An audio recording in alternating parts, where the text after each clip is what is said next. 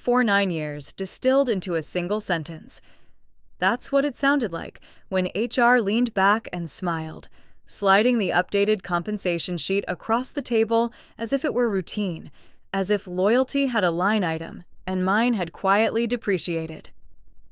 A 40% gap, she said, almost casually, as though numbers couldn't bruise. I remember the hum of the office air conditioning, the glass walls reflecting a version of me that suddenly looked like a placeholder, not a person. Outside, the team moved as usual. Keyboards tapping, Slack pings, someone laughing near the coffee machine. But inside that room, something had already begun to fracture. Not loudly, not dramatically. Just a clean, almost elegant crack beneath the surface. The kind you don't notice until everything starts leaning. I didn't argue. That's what unsettled her most. No raised voice, no negotiation, no desperate recalculation of my worth. Just a nod, a pause. And then a decision forming with unnerving clarity, like a system finally resolving a long-ignored error. Because there was something she didn't know, something buried not in contracts or job titles, but in architecture, in the invisible scaffolding that held everything together. And when she said those words, she unknowingly placed a countdown on it. I took a slow breath, signed the resignation, and stood up. She thought the conversation was over. It had just started. The email went out at 6:12 p.m. Quiet, clinical, almost forgettable. Please note that today marks my final day with the company. Thank you for the opportunity. No drama, no explanations, no emotional residue, just a clean severance, like cutting a wire you've been meaning to disconnect for years. By 6:14, I had already logged out of every system. Not because I had to, because I knew exactly which ones mattered. 9 years is a strange amount of time, long enough to build something foundational, long enough to understand not just how things work, but why they don't. I had joined when the infrastructure was still fragile, when the system crashed every third week and no one could explain why. Back then, titles were fluid, responsibilities undefined, and survival depended less on hierarchy and more on who could actually solve problems. That's where I stayed. While others rotated through roles, departments, and promotions, I stayed with the core system, the operational backbone no one wanted to touch because it was too complex and too risky. Over time, I became the quiet constant. The one who knew which processes were patched instead of fixed. The one who could read system logs like they were a second language. The one who didn't need documentation because I had written most of it and ignored the parts that were outdated. But none of that showed up on compensation reviews. What showed up were comparisons, benchmarks.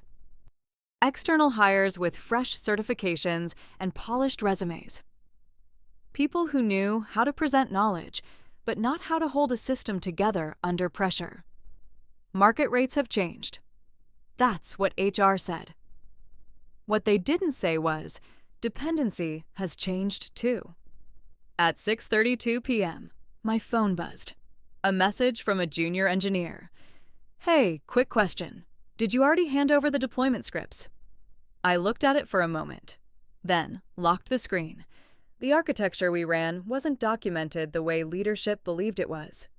There were diagrams, yes, Confluence pages, process flows that looked convincing in presentations, but the real system, the one that actually ran operations, lived in layers beneath that.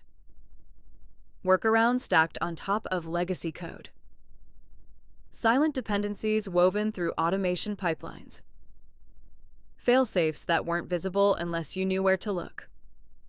And more importantly, unless you knew when they would fail, because everything had a threshold. And we were closer to it than anyone realized. At 7:05 p.m., the first automated alert triggered. Not critical, not yet. A minor latency spike in the processing queue. Normally, I would have seen it before the system even flagged it, adjusted a parameter, restarted a service no one else monitored, prevented escalation before it ever reached a dashboard. But this time, I wasn't watching. By 7:40, a second alert followed, then a third. Still with intolerance, still non-blocking, still something the new hires, worth 40% more, should have been able to handle. At 8:10 p.m., the internal chat lit up. Anyone seeing delays in the batch jobs? Yeah, queue is backing up. Is this expected after the update? Pause. Then, did anyone sync with her before she left? I was sitting at home by then, a cup of coffee untouched on the table, the room quiet in a way that felt almost unfamiliar. For the first time in years, there was no system humming in the back of my mind. No invisible threads pulling my attention back to a server, a process, a silent anomaly waiting to become a problem. Just stillness and the faint awareness that somewhere, things were beginning to shift. At 9:02 p.m., the first escalation email was sent to the infrastructure team. Subject: urgent. Processing delay, need immediate review. Marked as high priority, flagged for visibility, forwarded to management. No one contacted me, not yet, because at that point, it still looked manageable. A routine issue, a temporary disruption. Something that would stabilize once someone took a closer look. But systems like ours didn't fail all at once. They unraveled, slowly, precisely, predictably, if you knew the pattern. At 9:47 p.m., the queue crossed its first critical threshold. Not visible on the main dashboard, only in the deeper logs. The kind no one checked unless they already knew what they were looking for. And that's when the system stopped correcting itself. Across the city, screens were still glowing, engineers still typing, managers still asking for updates that sounded reassuring enough to delay concern. But beneath that surface, something had already shifted from unstable to irreversible. Because there was one thing I never documented. Not because I forgot, because I knew one day I might need the silence it would create. And that silence had just begun to spread. By 9:58 p.m., the tone changed. Not in the system. There, everything still moved with deceptive calm, metrics updating, dashboards refreshing, numbers pretending to behave. The shift happened in the messages. Shorter, sharper, less confident. Queue delay exceeding expected threshold. Retry logic not triggering? Why is the fallback not activating? 3 questions. No answers. At 10:06 p.m., someone finally opened the deeper logs. You could always tell when that happened. The chat would go quiet for a few seconds longer than usual, as if the system itself was holding its breath. Then a single message appeared. This doesn't look right. It never does. Not the first time, because what they were seeing wasn't a failure, it was an absence. The fallback process, the one that should have absorbed the pressure, redistributed the load, and bought them time, wasn't just failing, it wasn't there. Or rather, it was there in theory, in diagrams, in onboarding decks, in carefully worded documentation that assumed a condition that had quietly stopped existing 2 years ago. In reality, it had been replaced, refactored, rerouted, rewritten in layers no one had fully mapped, except me. At 10:11 p.m., a senior engineer joined the channel. Who owns the recovery pipeline? A pause, then, she did. I was still at the table, the coffee now cold, the screen of my phone lighting up intermittently, like a distant signal trying to reach someone who had already left the building. First, a missed call, then another, a message. Hey, quick thing, can you confirm where the fallback service is deployed? I watched the notification fade. No reply. At 10:18 p.m., the first subsystem went down. Not catastrophically, not yet, just a silent stall. Jobs entering the queue and never leaving. Like cars merging into a highway that no longer led anywhere. Processing stuck? Is this a deadlock? Can someone restart the service? They tried, Of course they did, but restarting a surface process doesn't fix what's underneath. It just resets the clock. At 10:26 p.m., the restart triggered a cascade. The system attempted to reinitialize dependencies it could no longer reach. Services called endpoints that no longer responded. Timeouts stacked, retries multiplied. Load increased, not linearly, but exponentially, like pressure building in a sealed chamber. And somewhere in that chain, a limit was crossed. At 10:31 p.m., the main processing node froze. Not crashed, frozen. A perfect, unresponsive stillness. Why is CPU at 100%? Memory spike. What's consuming it? This doesn't make sense. It never does, because what they were looking at wasn't a single problem. It was a system trying to compensate for something it no longer understood. At 10:37 p.m., management joined. You could feel it instantly, the shift from technical confusion to controlled urgency. Status: ETA for resolution? Is this impacting clients? No one answered the last question, because they didn't know yet, and uncertainty in a system like this travels faster than failure. At 10:42 p.m., someone finally said it. We might need to call her. Silence. Not the digital kind, the real one. The kind that settles between people when they realize the solution they ignored is now the only one left. My phone rang again. Longer this time, more insistent. I let it ring. At 10:48 p.m., the first client alert triggered, then a second, then a third. External systems started timing out, integrations failing, transactions hanging in states they were never designed to hold. What had been internal was now visible. Is this a full outage? No, partial. Wait, no, it's spreading. At 10:55 p.m., the CTO was notified, not through the usual summary, through escalation, the kind that doesn't ask for updates, the kind that demands them. Across multiple floors, screens began to fill with red indicators. Teams that had never interacted were suddenly pulled into the same thread, trying to reconstruct a system they had only ever seen in fragments. Pieces of a puzzle that only made sense when assembled by the one person who wasn't there. At 11:02 p.m., someone found an old internal note. A comment buried deep in a configuration file. One line, no context. If this fails, system stability depends on manual intervention. Manual intervention by who? No answer, but everyone knew.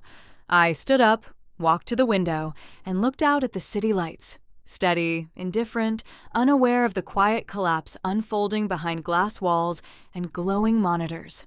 9 years, reduced to a gap on a spreadsheet. Behind me, the phone buzzed again.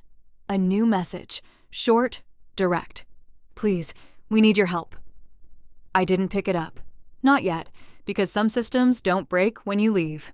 They reveal how long they've been breaking all along, and tonight, there was no one left to hold them together. If you've ever been quietly indispensable, if you've ever held systems together while being told you were replaceable, this is where it shifts. Because what happens next isn't about failure. It's about recognition. Too late to be comfortable, too visible to ignore. At 11:07 p.m., the tone at the top shifted from controlled to surgical. The Chief Technology Officer didn't ask for summaries. He requested raw data, direct access, no filters, no interpretations, just the system as it was, not as it had been presented. Pull the full failure chain. I want timestamps, not assumptions. By 11:12, a war room formed. Not a physical one. Those are symbolic. This was faster. A private channel, restricted access, names appearing one by one. Infrastructure, backend, DevOps. 2 architects who hadn't spoken to each other in months. And then, a name that hadn't been active in weeks. HR. Walk me through the last stable state, the Chief Technology Officer said. A pause. Then someone answered carefully, as if precision could compensate for uncertainty. Everything was nominal until around 1900. Minor latency spikes. Then, queue buildup. Fallback didn't trigger. Restart caused cascade. Since then, degradation across multiple subsystems. Why didn't fallback trigger? Silence. At 11:16 p.m., they tried to reconstruct the recovery pipeline. Whiteboard logic, but in fragments, pieces of documentation, scattered code references, assumptions layered over assumptions. It looked coherent from a distance. Up close, it didn't connect.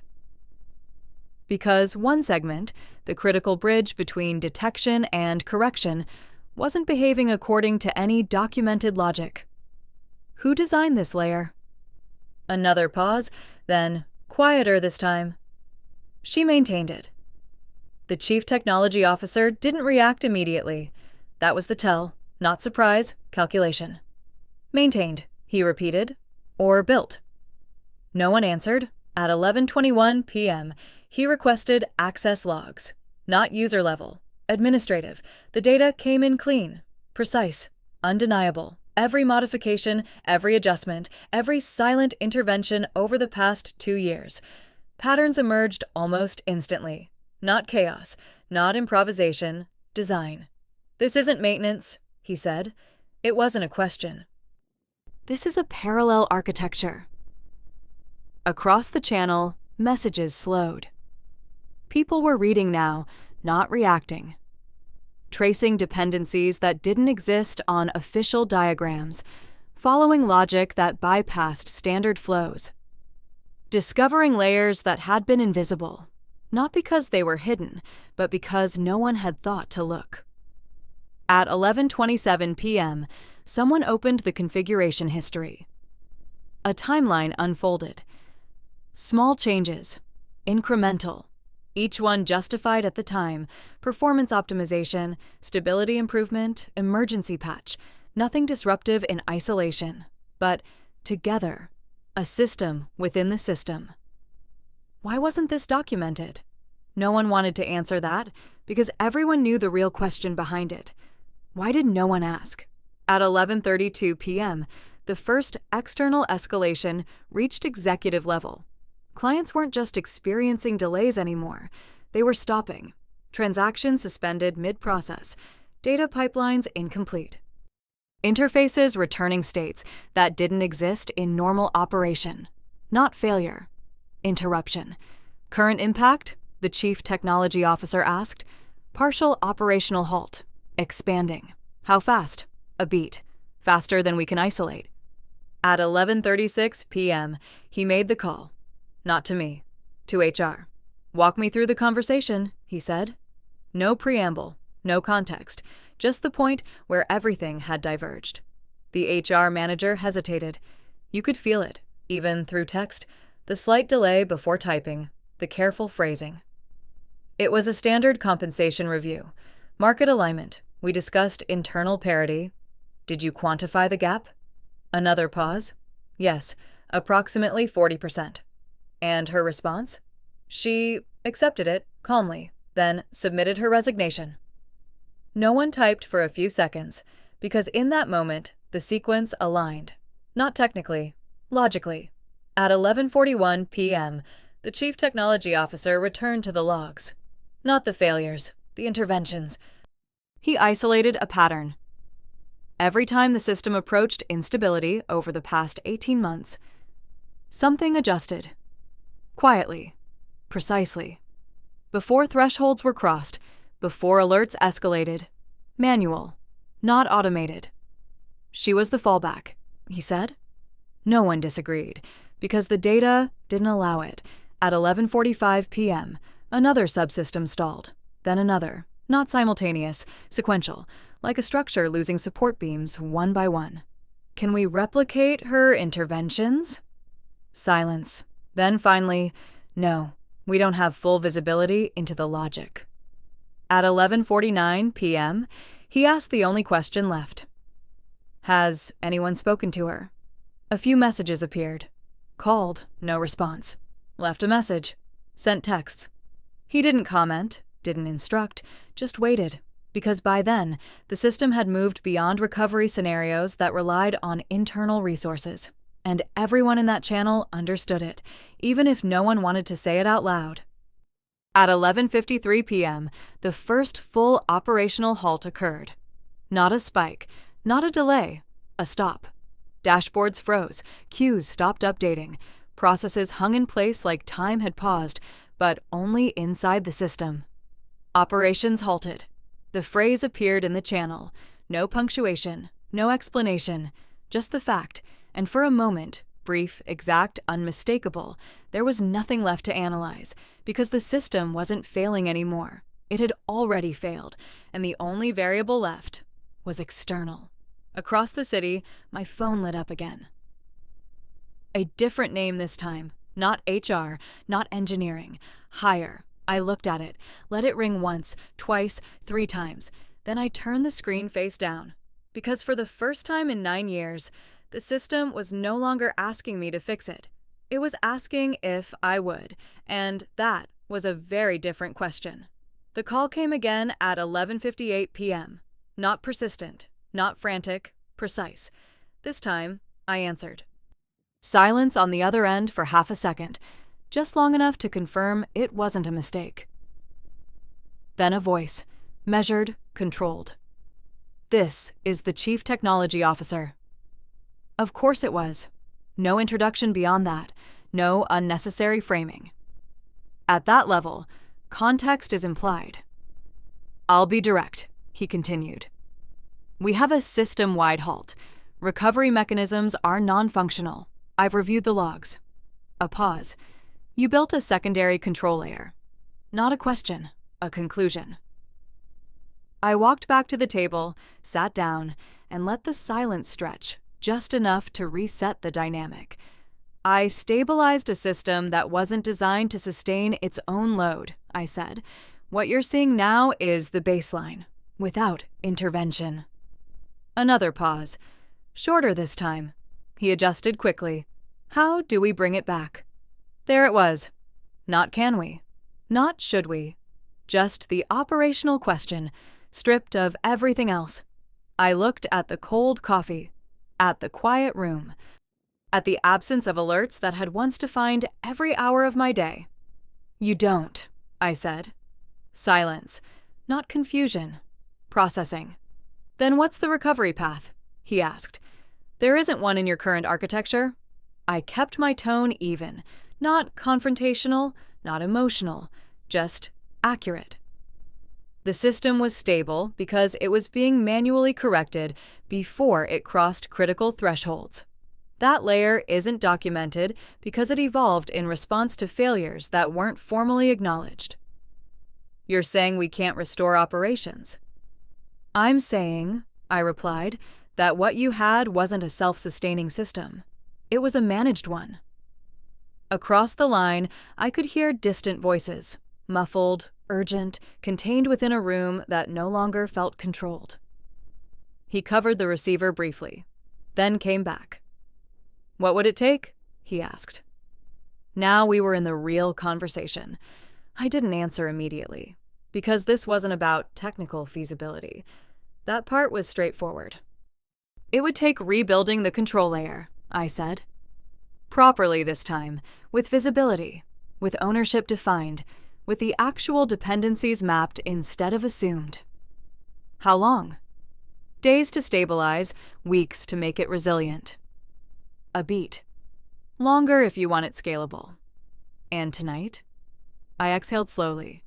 Tonight, you contain. You don't fix.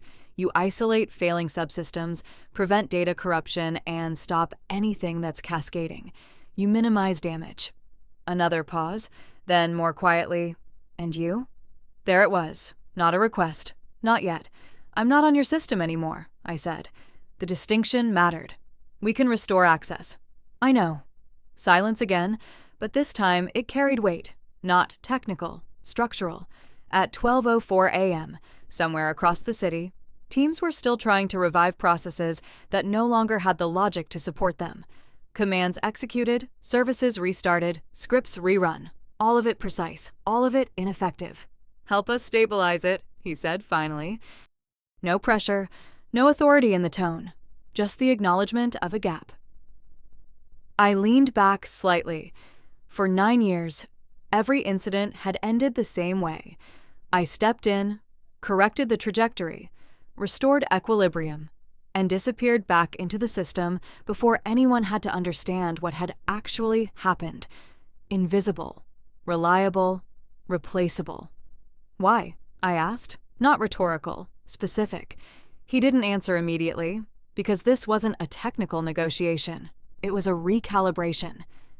Because, he said, right now, you're the only one who understands the system well enough to prevent further loss. Accurate, but incomplete. That wasn't the conclusion earlier today, I said. Another pause. Longer this time. Less controlled. No, he admitted. It wasn't. Across the line, something shifted. Not urgency. Recognition. At 12:09 a.m., another alert triggered. Then another, contained, but still expanding at the edges. Time wasn't stopping. It was compressing. I'm not asking you to return, he said. I'm asking you to help us prevent this from getting worse. The phrasing mattered. Carefully chosen. I looked at the phone, at the reflection of a system that, for the first time, existed entirely without me. And for a moment, I let the silence answer. Because the decision wasn't about capability, it was about value. And for the first time in 9 years, that value wasn't being defined by a spreadsheet. It was being measured in real time, at scale. I closed my eyes briefly, then spoke. Access is one part, I said. Authority is another. He didn't interrupt. If I step in, I continued, I don't patch.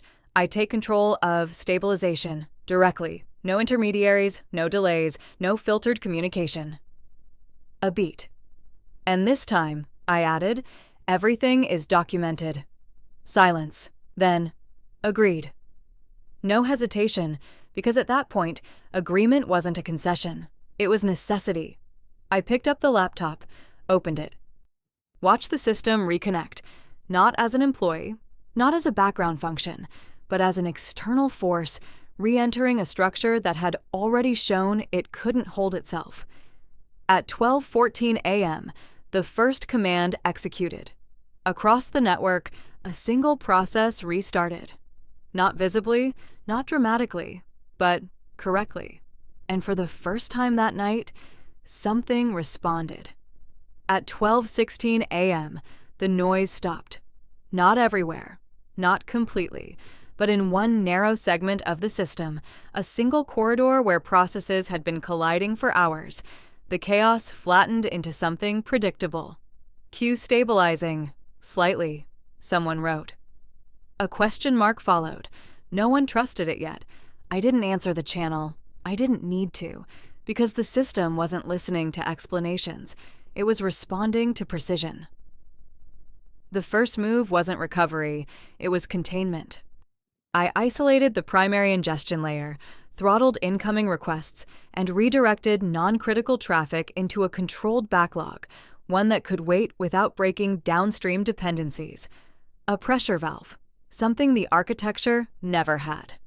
At 12:19 a.m., CPU usage on the main node dropped. Not dramatically, just enough to breathe. Load decreasing. Is someone controlling the queue? No response. Just the next adjustment. The cascade had started because the system kept trying to fix itself, using logic that no longer applied. So I removed that logic. Disabled recursive retries. Cut off feedback loops that amplified failure instead of correcting it, one by one. Quietly. At 12:23 a.m., the memory spike flattened. Processes that had been looping indefinitely began to terminate, not abruptly but cleanly, as if they had finally been given permission to stop. In the war room, messages slowed, not because the problem was solved, because for the first time, it was being understood. She's inside the system, someone wrote. No one corrected it. At 12:27 a.m., I rebuilt the missing bridge. Not fully, not permanently, just enough. A temporary control path between detection and correction. Manual, explicit, visible this time. No assumptions, no hidden dependencies, every step traceable. Fallback responding. came the message. No question mark. Across the dashboards, red indicators didn't disappear. They paused, and that was enough. At 12:31 a.m., I opened a direct line, not to the entire team, to the Chief Technology Officer. "Stabilization in progress," I said. "You have a narrow window." "For what?" he asked. "To decide what this system becomes." A pause. "Because right now," I continued, "it's no longer failing, it's waiting." He didn't ask for clarification. He didn't need to. At 12:34 a.m., I pushed the next sequence. Reordered processing priorities. Critical transactions first. Everything else deferred. Not lost. Just suspended in a state the system could safely hold. A compromise between speed and integrity. Core operations responding, someone confirmed. The phrasing mattered. Not restored. Responding. Alive, but not yet stable. At 12:38 a.m., external alerts began to slow. Not disappear, but decelerate. Clients were still impacted, but the spread had stopped. Containment complete. For a moment, the entire system hovered in that state, balanced on a structure that finally made its own logic visible. No illusions, no hidden layers, just cause and effect. At 12:41 a.m., the Chief Technology Officer spoke again. "Status?" I didn't look at the dashboards. I already knew. "Stabilized," I said, "not recovered." A distinction that would matter later. In the war room, no one celebrated, no one relaxed, because everyone understood what had just happened wasn't a fix. It was exposure. 9 years of silent intervention. Replaced in under 30 minutes with something the system could finally see. At 12:45 a.m., I stopped. Not because there was nothing left to do, because there was nothing left I should do. "Next steps?" he asked. I closed the terminal window. Let the system run, on its own, for the first time, without hidden corrections. "You rebuild," I said, "properly." "And you?" he asked. I looked at the reflection of the screen going dark, at the absence of alerts, at the quiet that no longer felt temporary. I'm not part of that system anymore. No tension, no hesitation, just a statement. Across the line, he didn't argue, didn't negotiate, didn't try to reframe the conversation into something transactional, because the numbers had already been calculated. Not in salaries, in impact. At 12:49 a.m., the system continued to run. Imperfect, exposed, but finally, honest. And for the first time in 9 years, it wasn't depending on silence to survive. I ended the call. Behind me, the city lights remained unchanged. Steady, indifferent, unaware, but somewhere inside glass walls and glowing screens, a different kind of realization was settling in. Not about failure, not about recovery, about value, and how quietly it can disappear, until the moment everything stops. Silence.